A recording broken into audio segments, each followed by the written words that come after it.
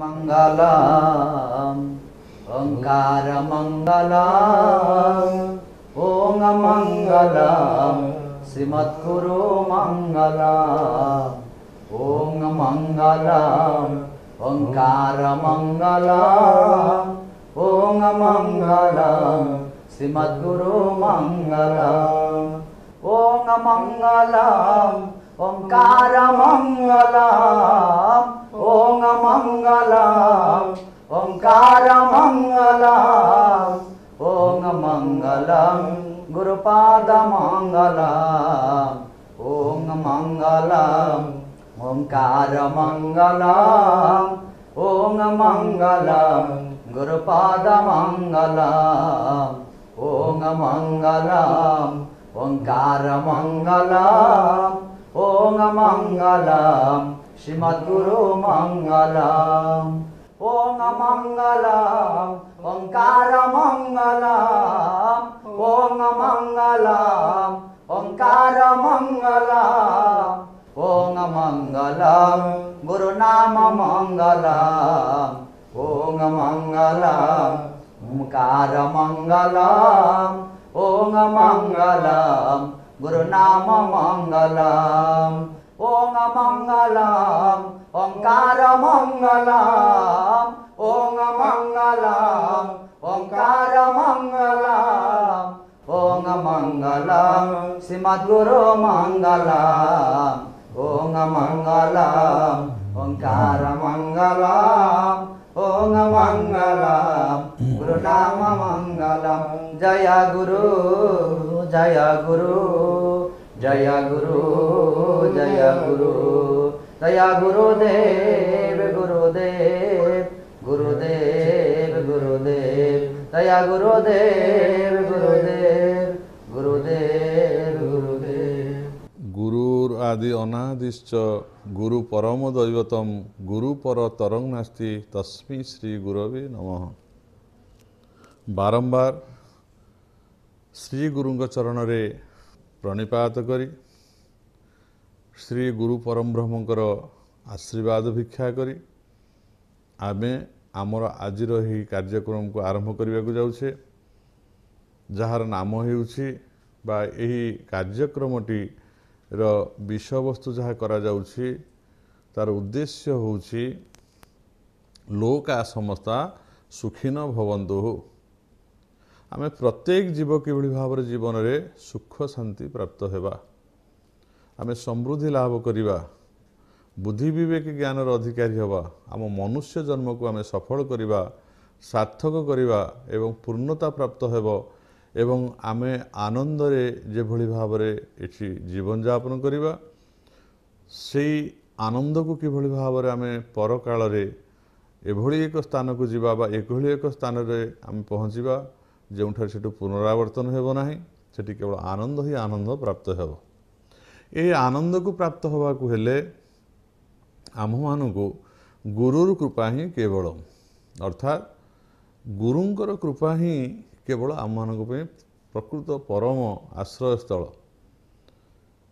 आम मान पे कौनसी पंथा नहीं आम मान पे कौनसी प्रकार हो अन्य बाट नहीं जे सद्गुरु अर्थात जे ब्रह्मज्ञान प्राप्त होइचंती जे ब्रह्म को बा भगवान को प्राप्त होइचंती से भगवान को प्राप्त होइथिबा देशिक बा गुरु से ही केवल आमको पथ प्रदर्शन करें पारे नचेत अंधा जथे अंध अंध जथे अंध जेभଳି अंध गोटे अंध को बाट देखी पारे नाही पाषाणे क्रियते नौका सार भार न तु धारयेत गृही गुरु न कर्तव्यं न तरे न च तारयेत जेभଳି भाବରେ आमे जदि पाषाण कहले पत्थर रे जदि गोटे पानी रे भसेकरी कहबे एटा नौका हे गला मु ये पत्थर नौका रे जदि आरोहण करिकरी आर पारिक जीवा चेष्टा करी जेम ताहा विफल हेबो बुड़ी जीवो सेही भଳି भाବରେ जदि आमे जने सद्गुरु अर्थात जे ब्रह्मज्ञान रे उद्भासित आत्मज्ञान रे उद्भासित भगवान को संपर्क रे उद्भासित जे शास्त्र पुराण आदि रे निपुण होइछंती जे साधना रे सिद्धि लाभ करिछंती जे शास्त्र ज्ञान को अवगत से शिव को आगे पार्वती कहते जे ज्ञान मोक्षमवाप्नोति ज्ञानो ही परम मतम, ज्ञान दानिने जो अक्षमस्तम तस्मात् गुरु परित्यजेत। अर्थात आमे ज्ञान प्राप्त हवा जदि बा आमर अज्ञानता जदि दूर हबो ताहले आमे प्रकृत कोनटा ठीक आ कोनटा भूल, केउं कार्य करणीय एवं केउं कार्य अकरणीय आमे निजे ही ताको अनुभव करि परिबा।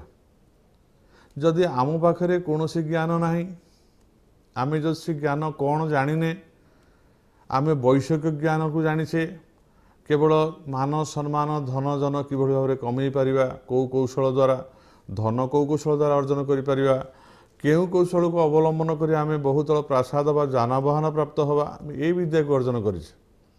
किंतु जो विद्या को अध्ययन कले, जो ज्ञान को प्राप्त हेले आमको एक स्थान मिलिबो बा आमे एभली एक स्थिति रे पहुँचीबा सेठी केवल आनंद ही आनंद, से आनंद को प्राप्त हुआ जे पथ प्रदर्शन करेबे से सच्चिदानंद को सच्चित आनंद को प्राप्त होइथिया व्यक्तित्व अर्थात से होचंती सद्गुरु।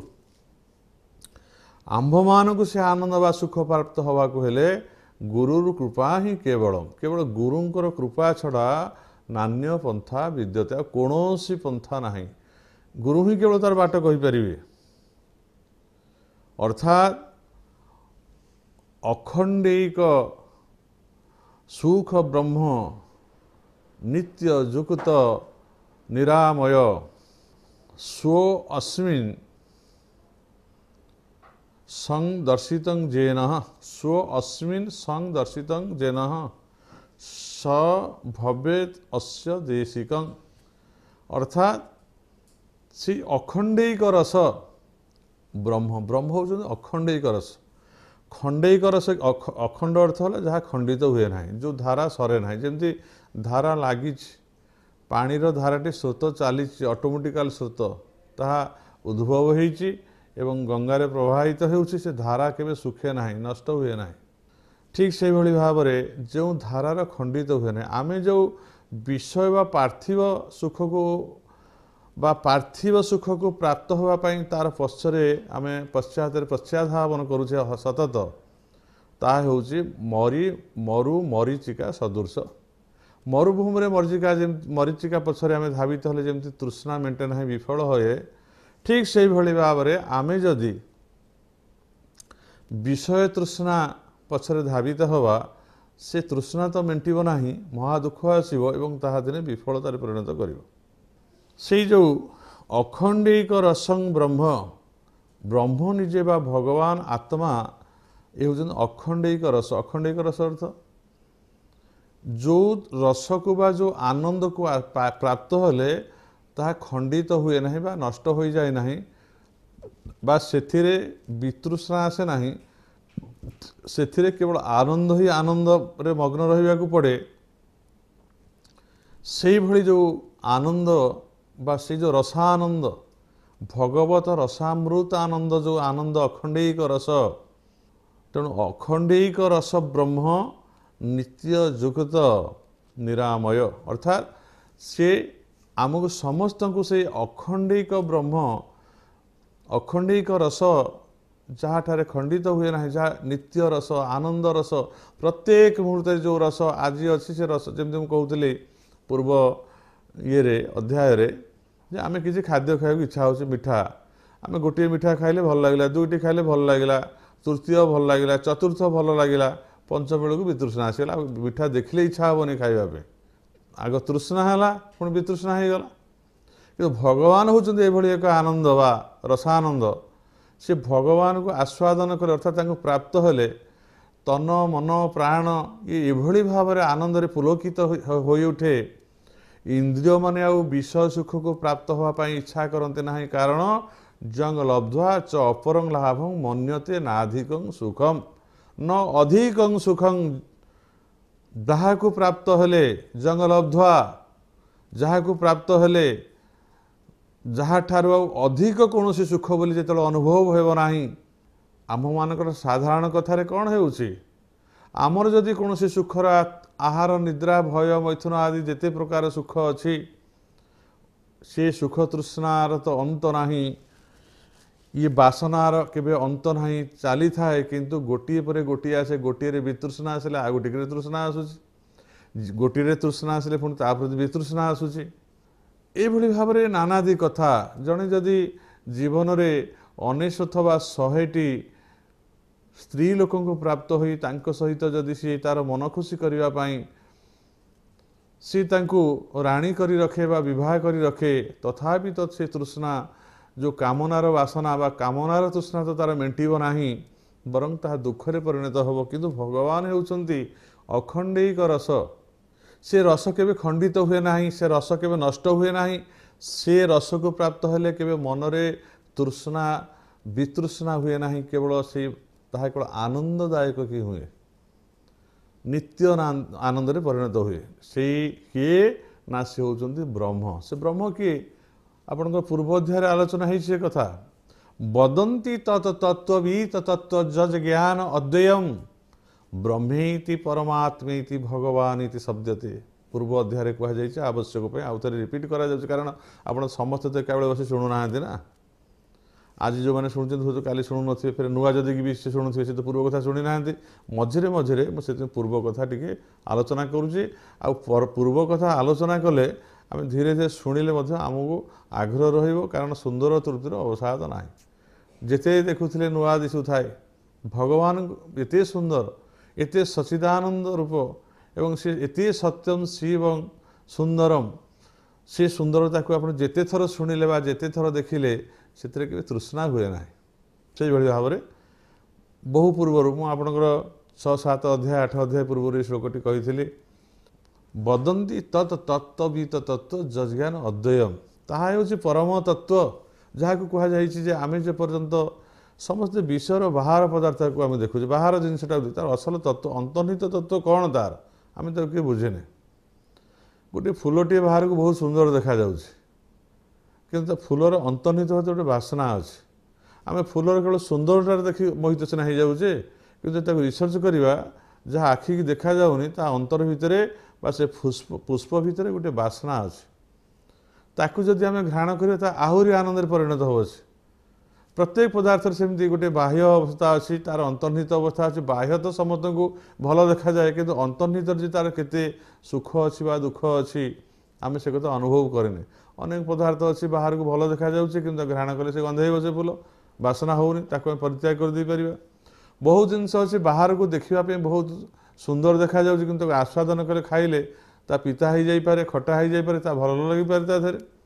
ତେଣୁ ଆମେ ବାହ୍ୟ ପଦାର୍ଥ ଅପେକ୍ଷା ଅନ୍ତର୍ନିହିତ ପଦାର୍ଥକୁ ବିଶେଷ ଭାବରେ ଗୁରୁତ୍ୱ ଦେଉଛେ।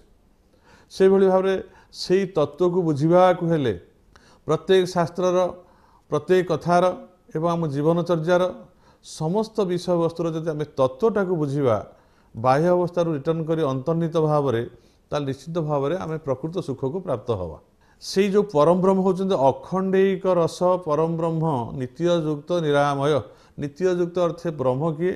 ସେ ବ୍ରହ୍ମକୁ ଜାଣିବା ପାଇଁ ପୂର୍ବ ଯେଉଁ ଶ୍ଲୋକ କୁହାଯାଇଥିଲା, ବଦନ୍ତି ତତ୍ ତତ୍ତ୍ୱବିତ୍ ତତ୍ତ୍ୱ ଯଜ୍ ଜ୍ଞାନ ଅଦ୍ୱୟମ୍। ତା ହେଉଛି ଅଦ୍ୱୟ ଜ୍ଞାନ, ଅର୍ଥାତ୍ ଏକ ବ୍ରହ୍ମ ଦ୍ୱୟରନାଥ ଏକଂ ଏବ ଅଦ୍ୱିତୀୟଂ ସତ୍ ରୂପ ନାମ ବର୍ଜିତମ୍। ଯାହାର ରୂପ ନାହିଁ, ଯାହାର କୌଣସି ନାମ ନାହିଁ, ଯାହାର ଚିହ୍ନ ବର୍ଣ୍ଣ ନାହିଁ ଏବଂ ଯାହାକୁ ବାକ୍ୟ ଦ୍ୱାରା ଅଜ୍ଞାନମାନସ ଅଗୋଚର, ତାହା ମନ ବୁଦ୍ଧିର ଅଗୋଚର। ନ ତତ୍ର ଚକ୍ଷୁର୍ଗଚ୍ଛତି ନ ମନ ନ ବିଦ୍ୱନ। ଯାହାକୁ ଯେତେ ଦୂର ପର୍ଯ୍ୟନ୍ତ ଆଖିକି ବିସ୍ଫାରିତ କରି ଦେଖିଲେ ମଧ୍ୟ ଆକାଶର ଦିଗବେଳେ ଅନ୍ତ ହେଲା ଭଳି ଦେଖାଯାଉଥିଲେ ମଧ୍ୟ ତାଙ୍କର ଆଦି ଅନ୍ତ ଶୂନ୍ୟ ହୋଇଥିବାରୁ ଏବଂ ସେ ହସ୍ତପଦ ଇନ୍ଦ୍ର ଆଦି ଶୂନ୍ୟ ହୋଇଥିବାରୁ ସେ ନିରାକାର ନିରଞ୍ଜନ ନିଷ୍କଳ, କୌଣସି ପ୍ରକାର ମଳିନତା ତାଙ୍କ ଭିତରେ ନିଷ୍କଳ, ମାନେ କୌଣସି ମଳିନତା ନାହିଁ। ସେ ନିରାକାର, ସେ ନିରଞ୍ଜନ ଅର୍ଥ ସର୍ବବ୍ୟାପ୍ତ, ସମସ୍ତ ଘଟରେ ବାହାରେ ବ୍ୟାପ୍ତ ଥିବାରୁ ସେ ହେଉଛନ୍ତି ଅଦ୍ୱୟ। ଅର୍ଥାତ୍ ଅଦ୍ୱୟ ଅର୍ଥ, ଦ୍ୱୟ ଅର୍ଥ ହେଉଛି ମୁଁ ଅଛି, ମୋ ଭଳିଆ 100 ଲୋକ ଅଛନ୍ତି, ବା ଆଉ 100ଟି ପ୍ରାଣୀ ଅଛନ୍ତି, ମୁଁ ପ୍ରାଣୀ ଅନ୍ୟ ପ୍ରାଣୀ ଅଛନ୍ତି। ଗୋଟିଏ ଫୁଲ ଗଛରେ ଫୁଟିନି, ଗୋଟିଏ ଗଛ 100ଟା ଫୁଲ ଫୁଟିଛି, 100ଟା ଫଳ ହେଇଛି। ଗୋଟିଏ ବଣରେ ବା ଜଙ୍ଗଲରେ ଅନେକ ବୃକ୍ଷ ଅଛନ୍ତି, ଅନେକ ଦେଶ ଅଛି, ଅନେକ ଗ୍ରାମ ଅଛି, ଅନେକ ରାଜ୍ୟ ଅଛି, ଗୋଟିଏ ଗୋଟିଏ ନୁହେଁ। ଠିକ୍ ସେହିଭଳି ଭାବରେ ଭଗବାନ ଅନେକ ନୁହନ୍ତି, ଭଗବାନ ଏକ। ଏଇଥିପାଇଁ ସେ ଅଖଣ୍ଡିତ ଭାବରେ ବ୍ୟାପ୍ତ ଏବଂ ଯେହେତୁ ତାଙ୍କର ପରିବର୍ତ୍ତନ ହୁଏ ନାହିଁ, ସେ ଅନିତ୍ୟ ନୁହନ୍ତି। ଅନିତ୍ୟର ହୁଏ ପରିବର୍ତ୍ତନ, ଆଜି ଯାହା ଅଛି କାଲି ରୁହେ ନାହିଁ। କିନ୍ତୁ ତାଙ୍କୁ କୌଣସି କାଳ ଅବଧି ଧାରା ବା କାଳ ତାଙ୍କୁ ଗ୍ରାସ କରି ନଥିବାରୁ ଏବଂ ସେ କାଳର କାଳ ଅହମ ଏବ କ୍ଷୟ କାଳ ଅହମ ଏବ ଅକ୍ଷୟ କାଳ ସେ ଅକ୍ଷୟ କାଳ ସେ କାଳର କୌଣସି କ୍ଷୟ ହୁଏନି। ଯେମିତି ଆମର କାଳ ଅର୍ଥ ଆମର ବୟସ ବା ଆୟୁଷ କ୍ଷୟ ହେଇଯାଏ, ଭଗବାନଙ୍କର କୌଣସି କାଳ କୌଣସି ବୟସ କୌଣସି ମାନେ ଆୟୁଷ ତାଙ୍କୁ ଗ୍ରାସ କରିନାହିଁ। ସେ ପୂର୍ବରୁ କେଉଁ ଅନନ୍ତ କାଳରୁ କେବେଠାରୁ ଆରମ୍ଭ ଜାଣିନାହାନ୍ତି। ଅନନ୍ତ ଯୁଗ ଭଳା ସେ ଥିଲେ, ଅନନ୍ତ ଯୁଗ ଧରି ସେ ଆଗକୁ ରହିବେ। ଆଜି ମଧ୍ୟ ଆମେ ତାଙ୍କୁ ଅନୁଭବ କରୁଛେ ସମସ୍ତଙ୍କ ଠାରେ ବାହାରେ। ତେଣୁ ସେ ହେଉଛନ୍ତି କିଏ ନା ଯଜ୍ଜ୍ଞାନ ଅଦ୍ୱୟମ୍, ତାହା ହେଉଛି ଅଦ୍ୱୈତ ତତ୍ତ୍ୱ। ଆଉ ଦ୍ୱିତୀୟ କେହି ତାଙ୍କ ଭଳିଆ ନାହାନ୍ତି। ଗୋଟେ ମଣିଷ ଦେଖିଲେ ଆଉ ଗୋଟେ ମଣିଷ ତାଙ୍କ ଭଳିଆ ଅଛି, ଆଉ ଗୋଟେ ମଣିଷ ଭଳିଆ ଆଉ ଗୋଟେ ମଣିଷ ଅଛି, ଆଉ 10ଟା ବି ଅଛନ୍ତି।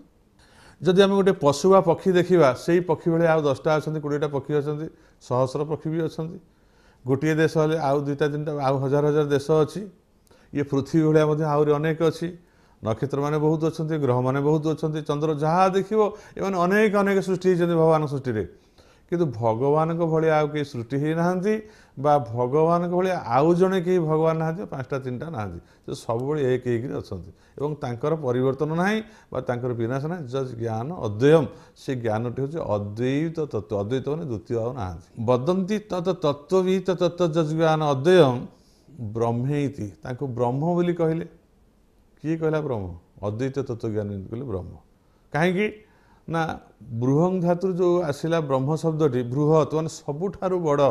ଆମେ ଅଣୁ ପରମାଣୁ ଠାରୁ ଯଦି ବିଚାର କରି କରି ଉର୍ଦ୍ଧ୍ୱ ଆଡ଼କୁ ଗତି କରିବା ବା ବିଶ୍ଳେଷଣ କରି କରି ଗୋଟିଏ ପଦାର୍ଥ ପରେ ଗୋଟିଏକୁ ନେତି ନେତି କରି ଯଦି ଆମେ ଆଗକୁ ଆଗକୁ ବୃଦ୍ଧି ବଢ଼ିବା, ଏହାଠାରୁ ତାହା ବଡ଼, ତାହାଠାରୁ ଆଉ ଗୋଟିଏ କିଏ ବଡ଼, ଏମିତି କରିକି ଆମେ ଗୋଟିଏ ପରେ ଗୋଟିଏ ବଡ଼ ଚିନ୍ତା କରି କରି ଆକାଶ ପର୍ଯ୍ୟନ୍ତ ଯାଇ ତା ଉପରେ ଦେଖିବେ ଯେ ଆକାଶନ୍ତୁ ମହାକାଶଂ ପରାକାଶଂ ପରାତ୍ ପରମ୍ ତତ୍ୱାକାଶ ସୂର୍ଯ୍ୟାକାଶ ଆକାଶ ପଞ୍ଚଲକ୍ଷଣ। ଆମେ ଏମିତି ଶୂନ୍ୟ ଶୂନ୍ୟ ମହାଶୂନ୍ୟ ପର୍ଯ୍ୟନ୍ତ ଗତି କରି କରି ଚାଲିବା, ଗୋଟିଏ ପରେ ଗୋଟିଏ, ଇଏ ତାପରେ ବଡ଼, ସିଏ ତାପରେ ବଡ଼, ଇଏ ଗ୍ରହ ଠାରୁ ସେ ଗ୍ରହ ବଡ଼, ଇଏ ନକ୍ଷତ୍ର ସେ ନକ୍ଷତ୍ର ବଡ଼, ଇଏ ଭୂମଣ୍ଡଳ ଠାରୁ ସେ ଭୂମଣ୍ଡଳ ବଡ଼, ଇଏ ଜଳରାଶି ଠାରୁ ସେ ଜଳରାଶି ବଡ଼, ନାନାଦି ଏମିତି ଛୋଟରୁ ବଡ଼ ଯଦି ଆମେ ବିଚାର କରି କରି ଗୋଟିଏ ଜାଗାରେ ପହଞ୍ଚିବା, ଯେଉଁ ସ୍ଥାନରେ ଦେଖିବା ଯେ ତାଙ୍କଠାରୁ ଆଉ କେହି ବଡ଼ ନାହାନ୍ତି, ଆଉ ତାଙ୍କ ଉପରେ ତ କେହି ନାହାନ୍ତି, ଗଣା ଯାଇପାରିବନି, ସେଇଠି ଶେଷ। ସେ ଯେଉଁ ନିର୍ବିଶେଷ ସ୍ତର ଯେଉଁଠାରେ ସେ ବ୍ୟାପ୍ତଂ ଜୈନଂ ଚରାଚର, ଚରଚରରେ ବ୍ୟାପ୍ତ ଏବଂ ଅନନ୍ତ, ତାଙ୍କର ଆଦି ଅନ୍ତ ନାହିଁ। ଆମେ ଯେତେବେଳେ ସେହି ସ୍ଥାନରେ ପହଞ୍ଚିବା, ସେତେବେଳେ ଅନୁଭବ କରିବା ଯେ ସବୁଠାରୁ ବଡ଼। ତେଣୁ ଜ୍ଞାନୀ ପୁରୁଷମାନେ ବା ସଦ୍ଗୁରୁମାନେ ସେଇଠି ପହଞ୍ଚିକି ବିଶ୍ରାମ ନେଇଥିବାରୁ ଏବଂ ସେ ବ୍ରହ୍ମ ସ୍ୱରୂପ ହେଇଥିବାରୁ ସେ ନିଜେ ବୁଝିଛନ୍ତି ଯେ ବ୍ରହ୍ମଙ୍କ ଅପେକ୍ଷା ଆଉ କେହି ବଡ଼ ନାହାନ୍ତି। ତେଣୁ ସେ ହେଉଛନ୍ତି ସବୁଠାରୁ ବଡ଼ ଏବଂ ସେ ବ୍ରହ୍ମ ସବୁଠାରୁ ବଡ଼ ହୋଇଥିବାରୁ ନିତ୍ୟଯୁକ୍ତ। ନିତ୍ୟଯୁକ୍ତ ଅର୍ଥ, ଯୁକ୍ତ ଅର୍ଥରେ ଏଇ କଥା ଯେ ଆମେ ଯାହାଠାରେ ସବୁ ସମୟରେ ପ୍ରତ୍ୟେକ ସମୟରେ ଯିଏ ଆମଠାରେ ଅଛନ୍ତି, ଆମେ ଯାହାଠାରେ ଅଛୁ, ସିଏ ଆମ ସହିତ ବିଯୁକ୍ତ ନୁହନ୍ତି, ସିଏ ଆମ ସହିତ ଡିଟାଚ୍ ନୁହନ୍ତି, ସେ ଆଟାଚ୍, ଅର୍ଥାତ୍ ସେ ଆମ ସହିତ ମିଶିକିରି ଅଛନ୍ତି। କିଭଳି ଭାବରେ? ଯେ ବ୍ରହ୍ମ ଯେହେତୁ ଖଣ୍ଡିତ ନୁହନ୍ତି, ଅଖଣ୍ଡ ଏବଂ ପୂର୍ଣ୍ଣମଦଃ ପୂର୍ଣ୍ଣମିଦଂ ପୂର୍ଣ୍ଣାତ୍ ପୂର୍ଣ୍ଣମୁଦଚ୍ୟତେ, ପୂର୍ଣ୍ଣ ଭାବରେ ସେ ସର୍ବତ୍ର ବିଦ୍ୟମାନ ଅଛନ୍ତି, ପରିପୂର୍ଣ୍ଣ ଭାବରେ। ଯେଉଁଠିକି ତମେ ହାତ ମାରିବ ସେଠି ବ୍ରହ୍ମ ଅଛନ୍ତି। ଜଳରେ, ସମୁଦ୍ର ମଧ୍ୟରେ, ଜଳ ମଧ୍ୟରେ ବାସ କରୁଥିବା କୌଣସି ମୀନ ବା ଗୋଟିଏ ମତ୍ସ୍ୟ ଏ ସମୁଦ୍ର ଭିତରେ ବିଚରଣ କରୁଛି, ସେ ସ୍ଥଳଫଳ ଭାଗ କେଉଁଠି କିଛି ଦେଖିନି। ସେ ଯେଉଁ ସମୁଦ୍ରରେ ସେ ବିଚରଣ କରୁଛି, ଯେତେବେଳେ ସେ ଯୁଆଡ଼କୁ ପହଁରିକି ଯାଉଛି, ତଳକୁ ଉପରକୁ, ତଳକୁ ଉପରକୁ, ପାର୍ଶ୍ୱକୁ, ଦକ୍ଷିଣ ଦିଗକୁ, ଉତ୍ତର ଦିଗକୁ, ପୂର୍ବ ପଶ୍ଚିମ ଆଡ଼େ, ସବୁଆଡ଼େ ସେ କେବଳ ଭୁଲୁଛି। ତାକୁ ଏମିତି କୌଣସି ଯଦି ଜଣେ ମତ୍ସ୍ୟକୁ, ଜୀବନ୍ତ ମତ୍ସ୍ୟ ଯିଏ ଜଳରେ ବୁଲୁଛି, ତାକୁ ଯଦି ପଚାରିବ, ରେ ମାଛ ତୁ ତ ସବୁ ଜାଗାରେ ବୁଲୁଛୁ, ଆଚ୍ଛା କହିଲୁ ଏମିତି ଗୋଟେ ଜାଗା ଅଛି ତୁ ଦେଖିଛୁ ସମୁଦ୍ର ବା ତୁ ଯେଉଁ ଜଳରେ ବାସ କରୁଛୁ ସେ ସମୁଦ୍ର ହେଇପାରେ ବା ସେଠି ଜଳ ନାହିଁ, ସେଟା କେଉଁ ଜାଗା? ମାଛ ତ ଉପରକୁ ଆସିଲେ ମରିଯିବ, କେବେ ଆସିନି, ସେ କେବଳ ଜଳରାଶି ଭିତରେ ତାର ଜୀବନଚକ୍ର, ସେ ସେଇଠି ଜନ୍ମ ହେଇଛି। ମାଛଟି ସେ ଜଳରେ ହିଁ ଜନ୍ମ ହେଇଛି, ଜଳରେ ବଢ଼ୁଛି, ବଞ୍ଚୁଛି, ତାର ଘର ସଂସାର ସେ ଜଳ ଭିତରେ ଏବଂ ଜଳରେ ତାର ସେ ଦିନେ ତାର ଡେଥ୍ ବା ମୃତ୍ୟୁ ହେଇଯିବ। ଯଦି ମାଛଟି ସେ ଜଳରେ ବୁଲୁଛି, ଯଦି ସେ ମାଛକୁ ପଚରାଯିବ ଯେ କେଉଁଠି ଜଳ ନାହିଁ, ମାଛଟିଏ କହିବ ଯେ ସବୁଠି ହିଁ ତ ଜଳ ଅଛି, ଯୁଆଡ଼େ ଜଳ କେଉଁଠି ନାହିଁ। ଠିକ୍ ସେଇଭଳି ଭାବରେ ଯେ ଇଏ ପରମ ବ୍ରହ୍ମ ପରମାତ୍ମା ଇଏ ସର୍ବତ୍ର ବିଦ୍ୟମାନ ଥିବାରୁ, ଅର୍ଥାତ୍ ଯେଭଳି ଭାବରେ ଜଳଚର ଭାବରେ ଗୋଟିଏ ମାଛ ସହିତ ମାଛ ଜାଣିଛି କି ନାହିଁ ମୁଁ ଜଳ ସହିତ କେତେ ଯୁକ୍ତ ହେଇଛି କି ନାହିଁ ଜାଣି ନାହିଁ, କିନ୍ତୁ ଏହା ସତ୍ୟ ଯେ ମାଛଟି ଜଳ ସହିତ ନିତ୍ୟ ଯୁକ୍ତ, ଅର୍ଥାତ୍ ଜଳକୁ ଛାଡ଼ିକି ମାଛ କେବେ ନାହିଁ। ଠିକ୍ ସେଇଭଳି ଭାବରେ ସେଇ ବ୍ରହ୍ମ ହେଉଛନ୍ତି ଅଖଣ୍ଡୈକ ରସ ବ୍ରହ୍ମ ଏବଂ ସେ ହେଉଛନ୍ତି ନିତ୍ୟ ଯୁକ୍ତ। ଆମଠାରେ ସମସ୍ତଙ୍କଠାରେ ସେଇ ପରମାତ୍ମା ପରବ୍ରହ୍ମ ନିତ୍ୟ ଯୁକ୍ତ ଭାବରେ ବା ଆମଠାରେ ଆମ ଭିତରେ ଆମ ବାହାରେ ସେ ହେଉଛନ୍ତି ନିତ୍ୟ ଯୁକ୍ତ, ସେ ପରବ୍ରହ୍ମ ପରମାତ୍ମା ହୋଇଥିବାରୁ ଏବଂ ସେ ହେଉଛନ୍ତି ନିରାମୟ। ସିଏ କୌଣସି ଏତେ ପରିଷ୍କାର ଏତେ ପରିଚ୍ଛନ୍ନ, ତାଙ୍କଠାରେ କେହି ମାନେ କୌଣସି କଳଙ୍କର ଛିଟା କଳଙ୍କର ଦାଗ କାଳିମାର ଦାଗ ବା ତାଙ୍କଠାରେ କୌଣସି ପ୍ରକାର ଅପମିଶ୍ରଣ ନାହିଁ, ସେ ଭେଜାଲ ନୁହନ୍ତି, ସେ ଅପମିଶ୍ରଣ ନାହିଁ, ପୁରା ସମ୍ପୂର୍ଣ୍ଣ ଭାବରେ ପ୍ୟୁରିଫାଏ, ଅତ୍ୟନ୍ତ ଶୁଦ୍ଧ ସ୍ୱଚ୍ଛ ନିରାମୟ ନିରାକାର, ସେ ନିରଞ୍ଜନ ଅଞ୍ଜନ ଶୂନ୍ୟ। ଏବଂ ସେଇ ପରବ୍ରହ୍ମ ସେ ହେଉଛନ୍ତି ସୋ ଅସ୍ମିନ୍ ସଂଦର୍ଶିତଂ ଯେନ, ଯିଏ ତାକୁ ଜାଣେ, ଯିଏ ବା ତାଙ୍କୁ ସେଇ ଯିଏ ଦର୍ଶେଇ ଦିଏ ବା ତାଙ୍କୁ ଯିଏ ଦେଖେଇ ଦିଏ, ସତତ୍ ଅର୍ଥାତ୍ ସେ ହେଉଛନ୍ତି ସତତ୍ ଅସ୍ୟ ଦେଶିକ, ସେ ହେଉଛନ୍ତି ଦେଶିକ। ଦେଶିକ ମାନେ କ'ଣ? ମୁଁ କହିଛି ବାରମ୍ବାର ଯେ ସଂସ୍କୃତରେ ଆମେ ଯାହା ଗୁରୁ କହୁଛୁ ଆଉ ଦେଶିକ ବୋଲି କୁହାଯାଏ। ସେ ପ୍ରକୃତ ଗୁରୁ ସେଇ ଯେ ସେ ପରବ୍ରହ୍ମ ପରମାତ୍ମାଙ୍କର ଜ୍ଞାନ ଦିଅନ୍ତି, ସେ ଆନନ୍ଦମୟଙ୍କର ଯେ ଜ୍ଞାନ। ତେଣୁ ସେଠି କୁହାଗଲା ଯେ ଗୁରୁର କୃପା ହିଁ କେବଳମ୍, ଗୁରୁର କୃପା ହିଁ କେବଳମ୍, ଗୁରୁର କୃପା ହିଁ କେବଳମ୍। ଏଠି ଗୁରୁଙ୍କ ଛଡ଼ା ଆଉ କିଛି କୃପା ନାହିଁ, ଆଉ ଅନ୍ୟ କୌଣସି ପନ୍ଥା ନାହିଁ। ତେଣୁ ସେଇ ଯେଉଁ ଗୁରୁଙ୍କ ଛଡ଼ା ଯଦି ଆମର କିଛି ପନ୍ଥା ନାହିଁ, ଆମକୁ ନା ଆମ ପିତା ଦେଖେଇ ପାରିଲେ, ପିତା ମଧ୍ୟ ଅଜ୍ଞାନ ଭିତରେ ସେଇ ବିଷୟ ସମ୍ପତ୍ତି ଭିତରେ ଅଛନ୍ତି। ଜଣେ ପିତା ସବୁବେଳେ ଚେଷ୍ଟା କରୁଛି ତାର ପୁତ୍ରମାନଙ୍କୁ ଯେ ମୁଁ ଯେମିତି ବିଷୟ ସମ୍ପତ୍ତି ରୋଜଗାର କରି ମୋର ଧନ ସମ୍ପତ୍ତି ବଢ଼େଇଲି, ସଂସାରରେ ମୁଁ ବୃଦ୍ଧିପ୍ରାପ୍ତ ହେଲି ମାନ ସମ୍ମାନ ଯଶର, ଏହା ଭୁଲ କଥା ନୁହେଁ। କାହିଁକିନା ଜଣେ ମନୁଷ୍ୟ ଅନେକ ଜନ୍ମ ତପସ୍ୟା ପୁନର୍ ମନୁଷ୍ୟ ଜନ୍ମ ପ୍ରାପ୍ତ ହେଲା ପରେ, ମନୁଷ୍ୟ ଜନ୍ମ ପ୍ରାପ୍ତ ହୋଇକି ତାର ବୁଦ୍ଧିର ବିକାଶ ହେଲା ପରେ, ବୁଦ୍ଧି ବିବେକ ଜ୍ଞାନର ବିକାଶ ହେଲା ପରେ ସେ ମୂର୍ଖ ହେବାର ଆବଶ୍ୟକ ନାହିଁ, ସେ କୁପଥଗାମୀ ହେଇକି ନିନ୍ଦିତ ହେବାର ଆବଶ୍ୟକ ନାହିଁ। ସେ ଭଲ କାର୍ଯ୍ୟ କରିବ, ସୁନାମ ଅର୍ଜନ କରିବ, ଅନ୍ୟମାନଙ୍କୁ ଶିଷ୍ଟାଚାର ଏବଂ ତାର ସମସ୍ତେ ସୁଭଦ୍ର ଜଣେ ସୁବ୍ୟକ୍ତିତ୍ୱ ହୋଇପାରିବେ, ତାଙ୍କ ଭାଷା ମିଷ୍ଟ ହୋଇଥିବ, ସେ ଭଲ କଥା ଶୁଣିବେ, ଶରୀର ହିତ ଉପଯୋଗୀ ବିଚାରଶୀଳ ଲୋକ, ଶରୀର ହିତ ଉପଦେଶ ହିତ ଖାଇବେ ମାନେ ଖାଦ୍ୟ ଖାଇବେ, ଅନ୍ୟମାନଙ୍କୁ ଶାନ୍ତିପୂର୍ଣ୍ଣ ଭାବରେ ଆଲିଙ୍ଗନ କରିବେ, ସ୍ନେହ କରିବେ, ଶ୍ରଦ୍ଧା କରିବେ। ସେ କେବଳ ଶାନ୍ତି ସମସ୍ତଙ୍କୁ ଦେବେ ଏବଂ ମାନର ଅଧିକାରୀ ହେବେ, ଯଶର ସମ୍ମାନର ଅଧିକାରୀ ହେବେ। ଏ କଥା ଆମେ ମନା କରୁନେ, ଶାସ୍ତ୍ର କରୁନେ, ଏଇଟା ହେବାର ଆବଶ୍ୟକ ରହିଛି। କାରଣ ଯେତେବେଳେ ମନୁଷ୍ୟ ଜନ୍ମ ହୁଏ ସଂସାର ଭିତରେ, ସେ ହଠାତ୍ ଚାହିଁଲେ ମରିପାରିବନି ବା ଏଇ ଯେଉଁ ଅନିତ୍ୟ ଜଣେ ବୁଝିଗଲା ଯେ ଏଇଟା ହେଉଛି ଅନିତ୍ୟ ସଂସାର। ଏ ସଂସାରରେ ସବୁ କ୍ଷଣଭଙ୍ଗୁର, ମାନ କ୍ଷଣଭଙ୍ଗୁର, ଯଶ କ୍ଷଣଭଙ୍ଗୁର, ସମ୍ମାନ କ୍ଷଣଭଙ୍ଗୁର, ମୁଁ ଯେଉଁ ଘର ଦ୍ୱାର କରି ପିଲା ଛୁଆ ଏସବୁ କ୍ଷଣଭଙ୍ଗୁର। ତାମାନେ କ'ଣ ମୁଁ ବୁଝିଗଲି ଯେଉଁ କଥା ତାଙ୍କୁ ସବୁ ମାରି ଦେଇକିରି ବା ମୁଁ ନିଜେ ସୁଇସାଇଡ୍ କରିଦେବି ବା ମୁଁ ନିଜେ ମରିକି କୁଆଡ଼େ ପଳେଇଯିବି, ସେ କଥା ହେଇପାରିବ ନାହିଁ। ତାର ଅର୍ଥଟି ହେଲା ଯେହେତୁ ଦୁର୍ଲଭ ମନୁଷ୍ୟ, ତା ଭିତରେ ବୁଦ୍ଧିବିବେକ ଜ୍ଞାନ ଅଛି, ଜନ୍ମରୁ ମୃତ୍ୟୁ ପର୍ଯ୍ୟନ୍ତ ଯେଉଁ ଜୀବନ ବୋଲି ଜୀବନ ଆଗରୁ ନଥିଲା। ଆମେ ତ ଜନ୍ମ ହେଇନି, ଜୀବନ କେଉଁଠି ଆସିଲା? ଜୀବନଟା କେଉଁଠି ଅଛି ନା ଯେପର୍ଯ୍ୟନ୍ତ ମରିନେ, ଆମର ମୃତ୍ୟୁ ହେଇନି, ସେପର୍ଯ୍ୟନ୍ତ ଆମକୁ ଜୀବନ୍ତ ପ୍ରାଣୀ ବା ମୋର ଜୀବନ ଅଛି। ଜୀବନର ସଂଜ୍ଞା ହେଲା ଜନ୍ମରୁ ମୃତ୍ୟୁର ଅବଧି ଯେଉଁ ସମୟ, କିଏ 50 ବର୍ଷ ବଞ୍ଚିଲା, କିଏ 5 ବର୍ଷ ବଞ୍ଚିଲା ବା କିଏ 10 ବର୍ଷ ବଞ୍ଚିଲା, କି 100 ବର୍ଷ ଜଣେ ବଞ୍ଚୁ, କିଏ ମନା କରୁଛି 1000 ବର୍ଷ ବି ବଞ୍ଚୁ, କିନ୍ତୁ ଅବଧି ତାର ସେ ଯେଉଁ ଜନ୍ମରୁ ମାତୃଗର୍ଭରୁ ଜନ୍ମ ହେବା ଏବଂ ଯେଉଁ ପର୍ଯ୍ୟନ୍ତ ମୃତ୍ୟୁ ଆସିନି ତାକୁ, ତାର ଯେଉଁ ମିଡିଲ ପଏଣ୍ଟ ଯେଉଁ ଅବସ୍ଥାଟା, ସେଇଟା ହିଁ ହେଉଛି ଜୀବନ।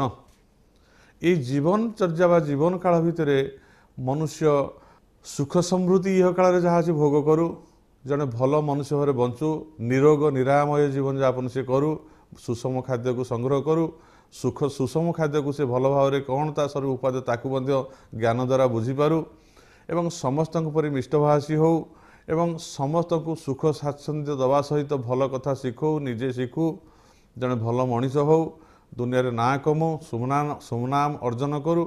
ଇଏ କଥା ମିଥ୍ୟା ନୁହେଁ, ୟାକୁ ସମସ୍ତେ ଆଶୀର୍ବାଦ ଦେଇଛନ୍ତି, ଭଗବାନ ଦେଇଛନ୍ତି, ଗୁରୁମାନେ ଦେଇଛନ୍ତି, ଏ କଥା କରୁ। କିନ୍ତୁ ଏଇ କଥା କଲେ ଯେ ସିଏ ପୂର୍ଣ୍ଣାଙ୍ଗ ମନୁଷ୍ୟ ହେଇଗଲା ବା ତା ଜୀବନ ସଫଳ ହେଇଗଲା, ଏ କଥା ଶାସ୍ତ୍ରକାର କହିନାହାନ୍ତି। କାରଣ ଜଣେ ପୂର୍ଣ୍ଣ ମନୁଷ୍ୟ ଇହ କାଳରେ ସମସ୍ତ ଧନମାନ ଯଶର ଅଧିକାରୀ ହେବା ସଙ୍ଗେ ସଙ୍ଗେ सी बुझीपार आवश्यक अच्छी जे मु जेते धन जनमान कमी ये हूँ इह काल सर्वस्व बा यही जेपर्यंत मोर जीवन अच्छी से पर्यंत मते समस्ते पूजा करेंगे मते समस्ते प्रशंसा करेंगे बा मु कमाई धन जन को भल भाव उपभोग मु करि ता द्वारा मु सब किसी धनवान प्रशंसार अधिकारी हो पारि बा अन्य मान को सुख दे पारि मोर पिला पुत्र पौत्र कलत्र मान को सुख समृद्ध दवा द्वारा से मते समस्ते माने उच्च अधिकारी रखी मते सम्मान देवे ये सब कथा हो पारानी मोर कि आउ गोटे कथा अच्छी जे मोर जेहेतु दिन को दिन मोर समय सरी सरी जाऊँगी समस्ते जमी संसार विदा होती मुझे संसार विदा हो मो समय आसो मो संसार विदा हो जो चलीजी मो आर पार कथा बा ये शरीर भितर जी थिला जी रहीकि मते मान सम्मान जशर अधिकारी करने आज पर्यंत शरीर द्वारा रही मते समस्त शक्ति जगौला आज से ही पदार्थटी जो मो ठार चलीज मो समस्त मान सम्मान को छाड़ी चलीजी तेणु प्रकृत जो आनंद धाम बा सुख अच्छी क्या प्राप्त हेले मो चिरस्थायी भाव में सुखी हो पारि जिते से मनुष्यटी कथा बुझीपे सी से तार जीवनचर्या को बदलवाई सी जो पथ दे गति करने चेष्टा करे बा अनुसंधान करे से पथरे जीवाई सेतबले ही ताकू प्रकृत से जो आत्मज्ञान बा अध्यात्म ज्ञान को प्राप्त हो से सुखर पथ को परिष्कार करे बा सुखर पथर यात्री होगा चेष्टा करे। लोका समस्ता सुखिन भवन्तु समस्त को भगवान परम ब्रह्म परमात्मा सुख समृद्धि यह काल देवा सहित पर काल में से नित्य आनंद प्राप्त हुंतु। जय गुरु जय जगन्नाथ।